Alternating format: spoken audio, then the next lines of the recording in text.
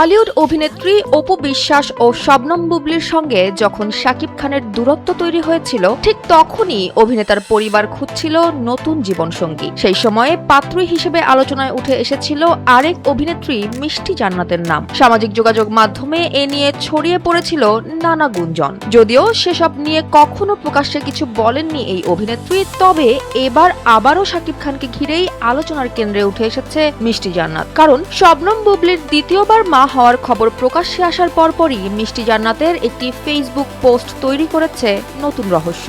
বুবলির কন্যা সন্তানের খবরকে শুভেচ্ছা জানিয়ে মিষ্টি জান্নাত তার ওই পোস্টে লেখেন, কন্যা সন্তানের জন্য অনেক অনেক শুভকামনা। শাকিব খান ও শবনম বুবলিকে অভিনন্দন। এতটুকু পর্যন্ত ঠিকই ছিল, কিন্তু যেন আলোচনার আগুনে ঘি ঢেলে দেয় এর পরের লাইনটি। মিষ্টি লেখেন, এই বছরে আরেকজনের জন্য অগ্রিম শুভেচ্ছা। তবে কাকে উদ্দেশ্য করে এই শুভেচ্ছা আর কে সেই আরেকজন, এই প্রশ্নই এখন ঘুরছে নেটিজেনদের মনে। এরপরই মন্তব্যের ঘরে শুরু হয় নানা অনুমান। কেউ কেউ মজা করে প্রশ্ন করেন, তাহলে কি আবারও বাবা হতে যাচ্ছেন শাকিব খান? আরেকজন নেটিজেন লেখেন, নাম যখন বলেন নাই সেটা আমরা আপনাকেই ধরে নিয়েছি। তবে এর জবাবে মিষ্টি জান্নাত দিয়েছেন রহস্যময় উত্তর। তিনি লিখেছেন, দিলাম একজনের জন্য আর নাম এলো আমার, বুঝলাম না, ভালোই।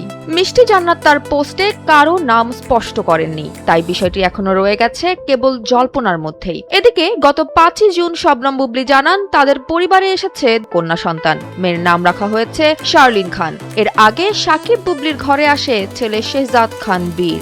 নতুন এই অতিথির আগমনে যখন ভক্তদের শুভেচ্ছায় ভাসছেন শাকিব বুবলি, ঠিক তখনই মিষ্টি জান্নাতের এমন রহস্যময় পোস্ট ঢালিউড পাড়ায় যোগ করেছে নতুন আলোচনার খোরাক। এখন সবার প্রশ্ন, মিষ্টি জান্নাতের সেই আরেকজন আসলে কে?